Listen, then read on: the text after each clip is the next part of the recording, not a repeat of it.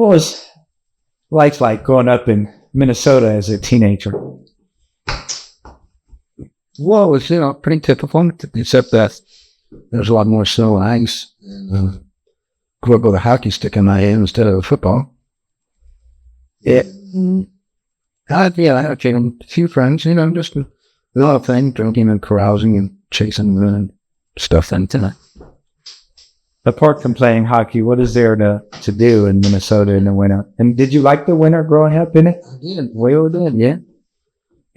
Tobogganing and sledding, just going for walks in the snow, ice skating, of course, skiing a little bit, digging your car out of smoke piles. That was always fun. Did you have to use the snow shovel every day, or once you got it clear, were you able to keep it clear for periods of time? Depending on the year, but we got a lot of snow up there, so you can pretty much guess you're going to be shoveling at least a couple of times a week.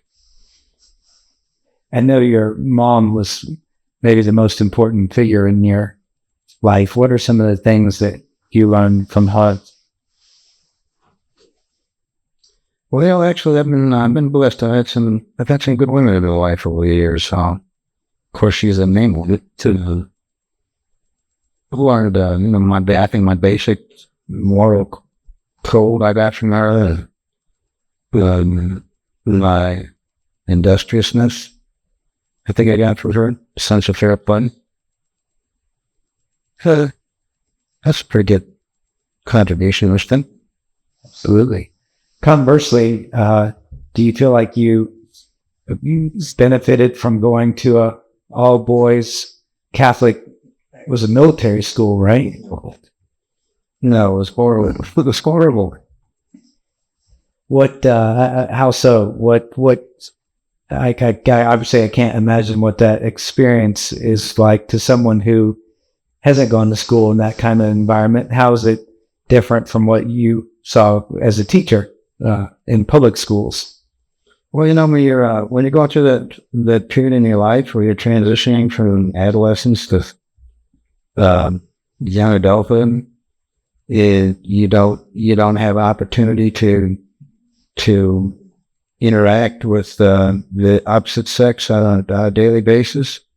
So you really get crippled in terms of figuring out how those relationships work and so forth and so on. So I was deprived on that. So that's a set of skills, a set of what you call sensitivities, that I just never developed at that stage in my life. So typically, I guess I was retarded in ways for a long time. And then everybody, because it was a private military school, everybody thought they were just it. And did you get taught by nuns? They had Christian brothers there at Cretan High School, and they had a few lay teachers. Lots of Christian brothers. What made you decide to choose the University of Minnesota? Well, this was really the only one I could afford, I guess. My dad had me a little bit of tuition, but everything else was like, that's the books and then everything else. And so that was pretty much all really the only opportunity that I had. I've heard a rumor that at one point in your life, maybe in college, maybe before college, but at least for a fleeting moment, you actually entertained the idea of becoming a priest. I was in the seminary for 2.5 years till they kicked me out. Before or after the university? Well, before, after, 9th, 10th, and then part of my junior year. High school. But in high school, you were in seminary? Mm-hmm. So why? I thought I was emotionally retarded. Well, what made you decide not to be a priest? They kicked me out. Seriously? Yeah. Or they kick you out because? That was weird. I had friends. A lot of, friends that we had that grew up in Union Crystal. We had a pretty tight group, and there were boys and girls in it. And so at the time I was living at the seminary, and the priest would come by and at night and search your, no, not at night, in the daytime, I guess, when we were class, and search your stuff and things like that, so if you have any contraband. I had a letter from a female friend of mine, and it was a very innocent letter, but they took exception to it because for some reason I thought it was I don't know what they thought, but they started grilling me about it. And you know how Ling said, so they didn't take the grilling very well. Words were exchanged, that was pretty much on the tree. They called my dad and said, you become bishop. And, my dad was actually cool about it. He didn't do me a hard time or anything. He came, got me. A couple of days later, I ended up at the military high school. So I guess that was his revenge. What made you decide to pursue a career in education? Was there a specific moment, sort of a light bulb moment? Yeah, it was a sociology class I was taking at the university. It was a sociology of education. And I think the instructor's name was Wall, and I can't be certain. And of course, it was back in the 60s, and there was so much upheaval and so much change with and I took that course about, I guess the subtitle was Education as a Subversive Activity or something like that. And anyway, I just, got really interested in it. And I had to remember most of all my experience with private Catholic schools. So I was just, I just got really interested in it. And that was pretty much the moment or the course really that got me engaged. Now, I've been told this story about how we ended up in Atlanta, and I've never really asked you if this is actually what happened.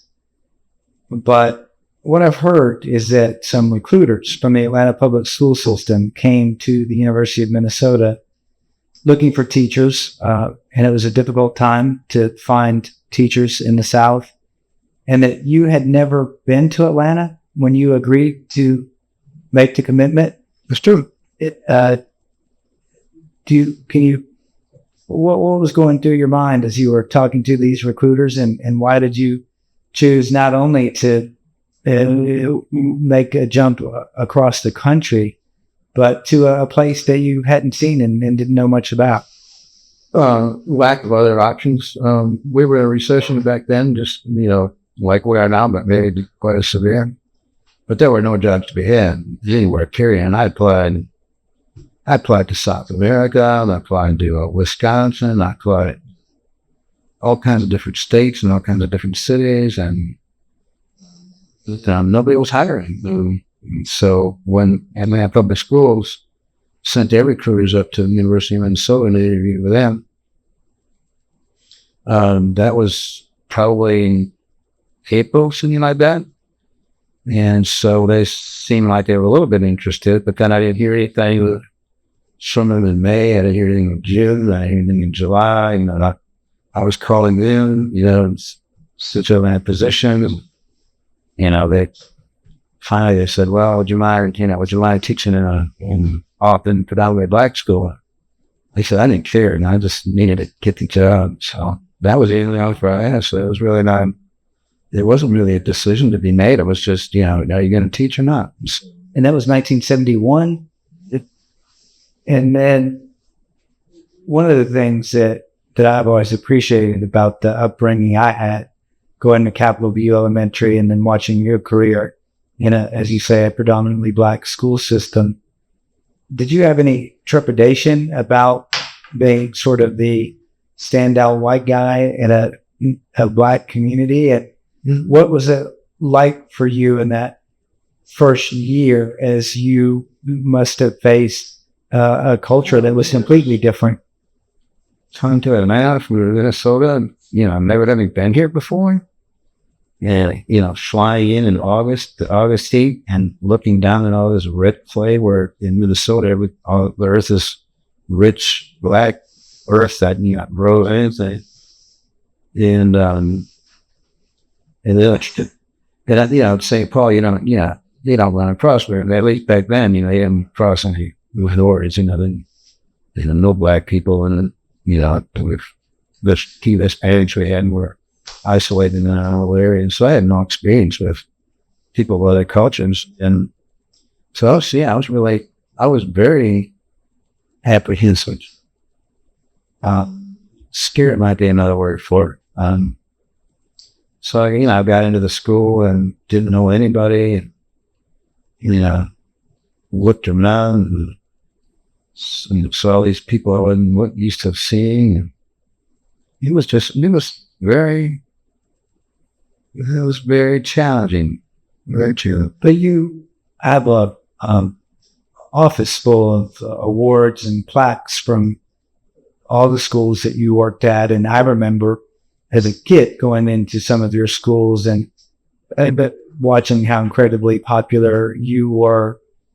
What was it that enabled you to succeed in something that was so different from what you were exposed to growing up? I mean, I imagine that's not so much. That goes back to your first question about my mother. How so? Well, I think, she gave me the value set that enabled me to survive and prosper and flourish in situations like that. Plus, all those awards, I made them myself. Well, by the same thought,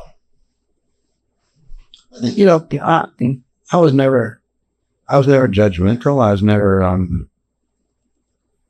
I appreciated the culture and, celebrated the culture and the people that I worked with and the kids that I taught and the parents, the community was very gracious, and welcome to you. And so it was really delightful. It's been a great experience. We've got about 90 seconds before we run out of song. You've got one son who's a communications director in Washington, D.C., another who's about to join the Navy, and another who's looking to start his career.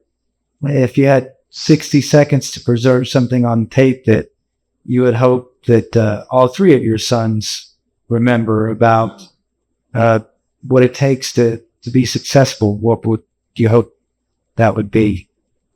One tip you would want us all to keep in mind so that we can follow in your footsteps. Eliminate the negatives, accentuate the positives. Just go for it. Go for it. Be positive. Stiff up the lip, all that sort of thing.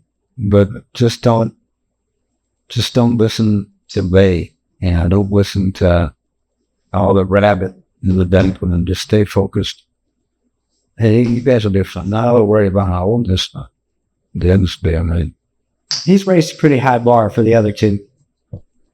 This was perfect. This is maybe part one of the series I'll do on future trips. But Christopher Lancette with Leonard Lancette,